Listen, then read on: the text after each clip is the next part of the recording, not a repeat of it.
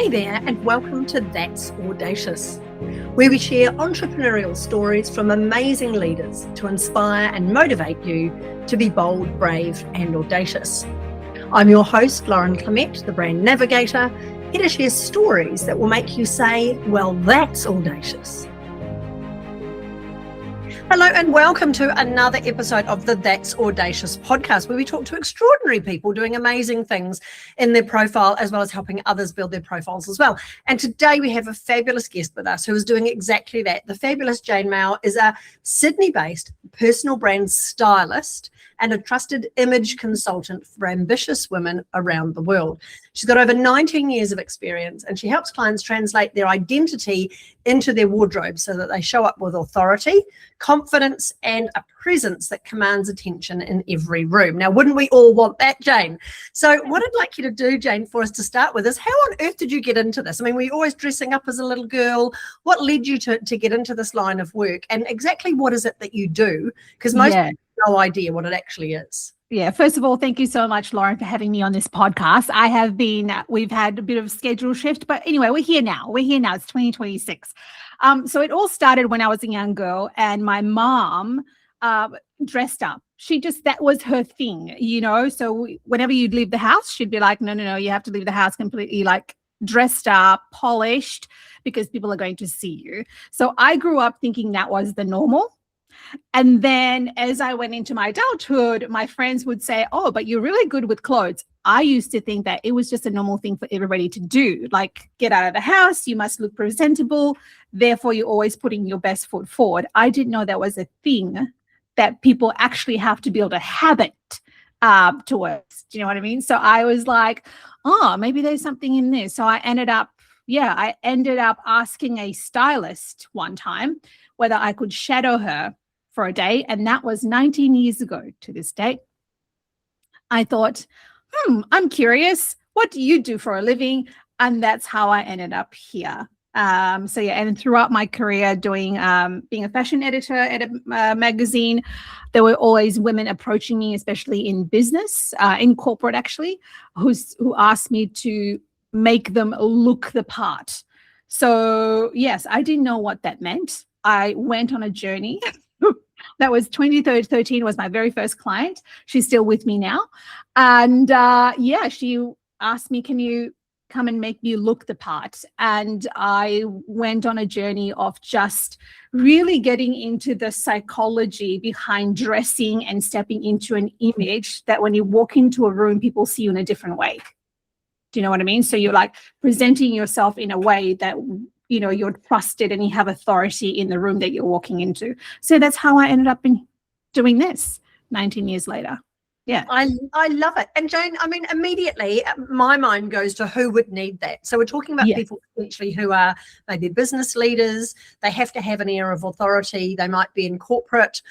They might be someone who presents, like a TV presenter, or a celebrity who always is out there walking the red carpet. But they also might just be a speaker or an author who wants to grow their own profile and so on.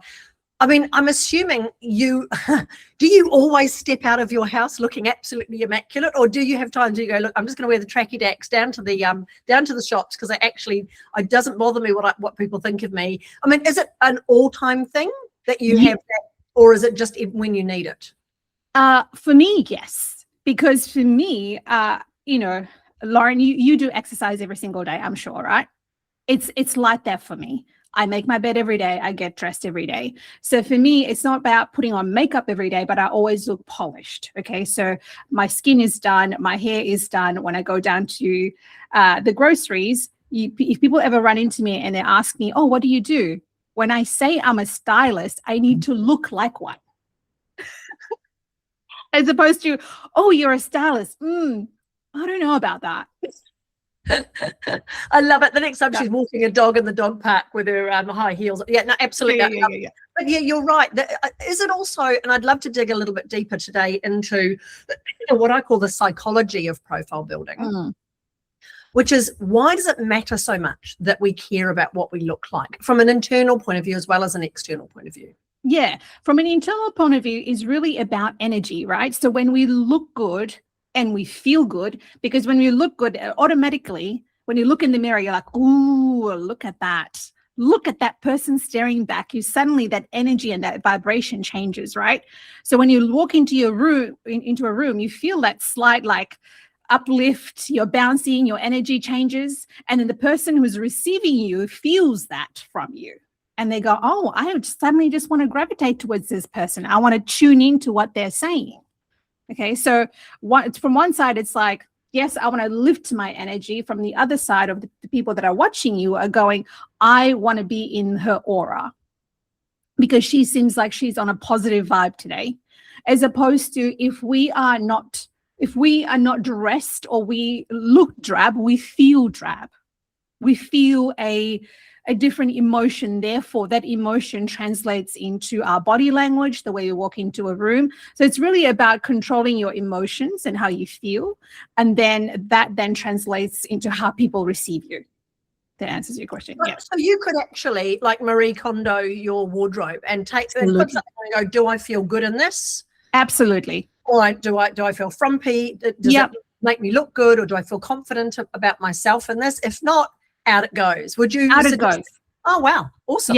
Yeah. So that really is the approach. Does it bring me joy? When I wear this, does it show the bits that I don't want people to see? Because we all have bits that we want to hide. We want to flatter, I should say, because the body has changed, right? So why are we wearing things that accentuate the bits that we don't want to show?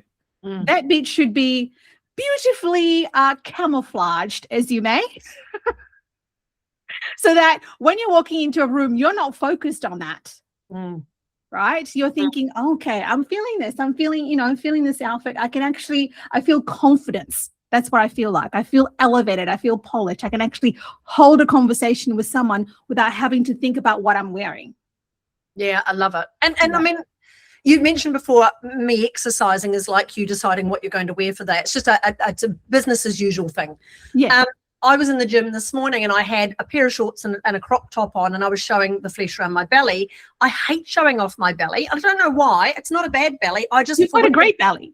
I know, but I am just a little bit whatever. That's part of my body. That's my thing, right? Yeah. Should we really care? I mean, how much of it is overcompensating for the fear of judgment versus actually wanting to present a polished image? Yes, we definitely should care, especially if you are putting your face forward for business or for career progression. Okay.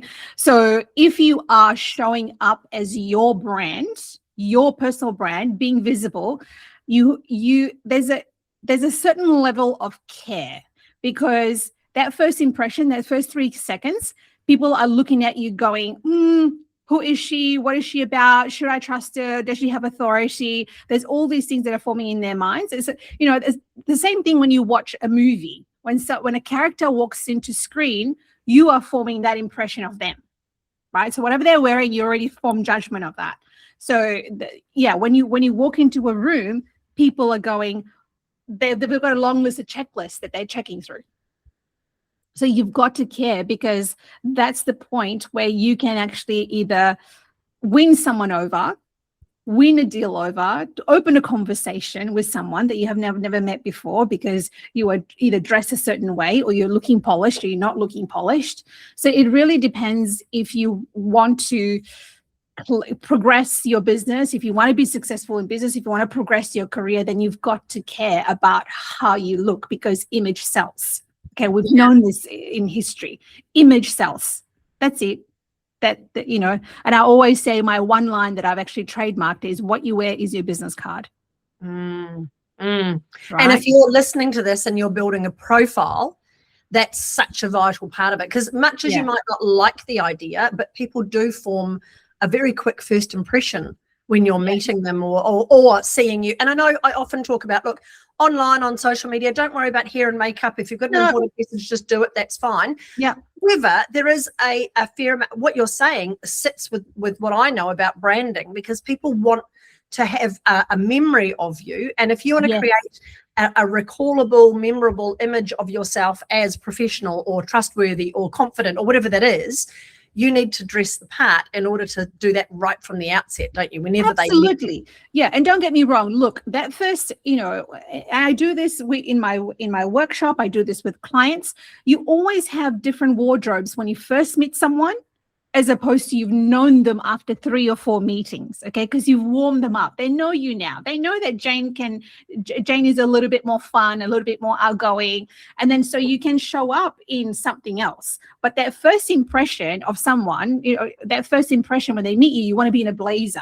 You want to be a little bit more elevated than what you are, because you are forming that first impression in their minds. And then as you get on to being acquainted with them and they're familiar with you, your wardrobe slightly changes to a little bit more casual, dressy casual, okay? Because they are familiar with you. Like you wouldn't show up to a lunch, Lauren, with someone who you've known for 5 years with like a, dress to the freaking heels, but with all the hair, makeup done and blazer up to, you would dress very differently. So you would form that based on obviously what you're attending, but the progression of the relationship with the person. Absolutely. As well. Yeah, awesome. But I guess it still comes down to the fact that, hey, if this makes you feel confident to have your hair up or to wear certain jewelry and so on, then go for it. Yeah, right. Yeah. Just whatever makes you feel confident in whatever meeting you're having. One thing I'd love to ask you as well is this idea of personal style. Now, some people I notice always look immaculate. They're beautifully dressed, or they have a certain aura around them, whether that's a classic look that they always have, or they're always wearing beige, or they're always wearing pink, whatever it is. Yeah. How do you define and how do you know that you have found your style? Is it around hair color, eye color, what you do for a living? What sort of parameters make up your finding your style? So first step is you've really got to give yourself the time and the space to go exploring. Okay. So the first thing we always do is really ask the question, what is it that you like? Not what your mom likes, your sister likes, your daughter likes. What is it that you like? What sort of colors do you like? What sort of textures do you like? It's kind of like going through your house and you want to redecorate or you want to do a renovation. You would ask yourself the question, what is it that I want in this house? It's the same way as approaching your wardrobe, right? So it's about giving yourself the space, and not a lot of people do that first. Really map out what does that look like for you, and then getting together a group of images that represent what you are saying. Because as human beings, we are all visual creatures, and we need to be able to see what we have in our minds, okay, what our vision is, and then going from there and executing that wardrobe within that style within your wardrobe. That's when you know. And then when you start experimenting, when you start wearing those outfits, it's whether you can feel into it. Okay, you got to actually feel like, okay, this is actually working for me. If it's not working, let's do a few tweaks. Okay, maybe that color doesn't quite work with that color. Maybe I need to wear it differently. Maybe I need to tuck in my top. Maybe I need to roll up my sleeves. Maybe the outfit is actually quite good, but it's actually finding yourself through that. And not a lot of people do it because it becomes too hard of a basket. It's again, we come back to getting up every day to go exercising. Right? If you don't do the steps to get you to where, you actually get out the door to then go to the gym, you're never going to go to the gym. It doesn't become a habit. Yeah, absolutely. You have to have that desire at the start for the outcome at the end, for sure. Exactly. Now, you are listening to the That's Audacious podcast. If you like what you're hearing, there are loads of other episodes all on your favorite channels. Please just like and subscribe and you'll get to know exactly when our new episodes come out. Now, Jane, a couple of things you've mentioned to me. Obviously, we talked about that first step, that anyone listening can go, okay, what do I do about my image? Go and, put clothes on and go, am I confident in this or not? If not, out it goes. Yes. Have a vision of what you want your style to be. Go looking, go hunting, go exploring. Would you collect that on a Pinterest board, or just go fake shopping on Temu or whatever and find the sort of bits and put it together as like a map? Exactly. A Pinterest board would be really good. collecting it via a Canva mood board. The other thing you could do, if you don't mind me saying, Lauren, segue a bit, but, I've got a workshop that runs every quarter. So you could attend that workshop and get me to actually have a look at what you're putting in place so that we can dissect it from every angle, because it's not just about how you want to present, but also how you want to present as a business, as a personal brand. Because there's a fine line between going, oh, I like the color pink, but if you are someone who is speaking in a space that doesn't quite receive the color pink in a certain tone, then you probably don't want to do that. Okay. So it's about knowing, okay, this is what I like, but this is what my business requires. This is what my personal brand requires. And how do we marry that all together and bring out a style that works for me and my personal brand and how I want to be seen? And we work that out in my workshop, because it's a practical workshop that we do. It's called the Unforgettable Style Workshop. But yes, I really do personalize things to people so that wherever they are in their journey as a personal brand, we can tailor an image that works for them. Yeah, brilliant. I love it. The nice thing about that, and I love the idea of doing, and they're in-person workshops, so they've got to come to Sydney to do that with you. No, it's all via Zoom. So we actually have a lot of people from Queensland. Yeah. Fabulous. Look at that. So the cool thing about that is, and it is interesting, isn't it? I mean, if you're listening to this and you are a speaker, we know that there are certain levels of expectation of what you wear on stage. So, for example, the fabulous Erica Kramer, she talks all about confidence, and she's always wearing amazing hats and sparkles, and she's right out there. Yeah, she's totally confident. And there are other speakers, Angela Henderson, for example, incredibly experienced in building businesses and social media, and she will sometimes present in stage bare feet, and she's the Nutella girl, and so so it is about finding your thing. Absolutely. But you have to start somewhere, don't you? You have to start with this idea of, what is it that I want to portray? What do I feel most confident in? And then the good thing about having someone like you, Jane, is often it's like trying to read the label from inside the jar, isn't it? You just can't absolutely from that. Absolutely. So if you go back to those examples that you've laid out, so Erica Kramer and Angela Henderson have very totally different audiences. When you look at Angela Henderson, she's your girl next door, right? She is we can catch up for beers and fish and chips, and she's very chilled. So therefore, when you look at the people that are always around her, they're all very chill and they're track pants. And she knows that. We've had a conversation about it. I've been on her podcast, and she's comfortable with that. She's not trying to attract the banking people, the corporate people, although her new business she is. So she's had to wear a blazer. I've had to put her in a blazer. Go, Angela. Yeah, step up a little bit. Whereas Erica Kramer is positioning herself very differently in the market. So it's about knowing how you're positioning yourself in the market. So Erica Kramer is, she's on the Deloitte stage. She's, I'm sure she'll be speaking for Google soon. She's very much that trying to build a very global presence and trying to cut through that corporate noise. And, she's still wearing the blazers though, but it's just in that sparkly sequence. She still has authority. So they're very completely different audiences, and they're trying to target completely, again, audiences, women, people they bring into their programs are very different. Yeah. So it's clear, isn't it? You've got to really understand your position in the marketplace and the profile you want to have. Now, I've got one quick question for you, because a lot of people, obviously, one of the main things we do with awards is we walk the red carpet, and we have lots of different events, and people wear different outfits, and they wear these sparkly outfits and so on. What if you are representing a company that really talks for social impact, either, diversity and inclusion or environmental or sustainability and so on, knowing that fashion, and especially fast fashion, is probably one of the most wasteful sectors on the planet. How can people really think about managing their profile and their wardrobe better to actually live their brand? So more than just choosing a color, what else could they be doing? Like, obviously, sometimes when I speak on stage as the brand navigator, I wear a dress that looks like a map of the world. There's all these different things that you can use visually. I love that. Yes. But how do you dig deeper into finding a style that actually amplifies what you stand for? Like, is it choosing a particular label or a designer that you go with, or what do you suggest? Yeah. So if you're on a red carpet always, if you're always speaking on stage and you really believe in the being sustainable, looking after Mother Earth, then, as Lauren and I were discussing before, it's about like knowing, okay, cool, I've got X amount of events coming up this year. Maybe I've got 20 events, right?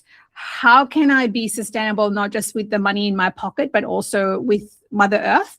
You could really hire stuff. Okay, there's dress hire companies out there that can facilitate your personal brand wardrobe, depending on where you are. But they do deliver all over Australia. So all you have to do is to go onto Google, type in dress hire Australia, and there'll be 50 companies that pop up all over Australia. The other way you could look at it is making sure, this is what I do for my high profile personal brand clients, is having a wardrobe that you could probably have, like, I don't know, maybe like 4 different dresses, 5 different blazers, and you're just on that rotation. Okay. And making sure that you have a wardrobe that's versatile. They can swap the jacket with the other pant and make, so you're not just in one full outfit all the time, because you want to obviously collect content that are different in every situation. But having a really good wardrobe that you can wear for 2-3 years, they can rotate through. There's a rotation in different settings, as opposed to just like, oh, I've got 3 outfits and that's going to last me for 3 years, and then you just have the same outfit for every photo. Yeah, I love it. And that's more sustainable for everything, really. It's saving you time, saving you money, and stopping you. Because the one thing I do every year is I make sure all my clothes hangers are facing in one direction. And then at the end of the year, whenever I put something back, I put the hanger back the other way.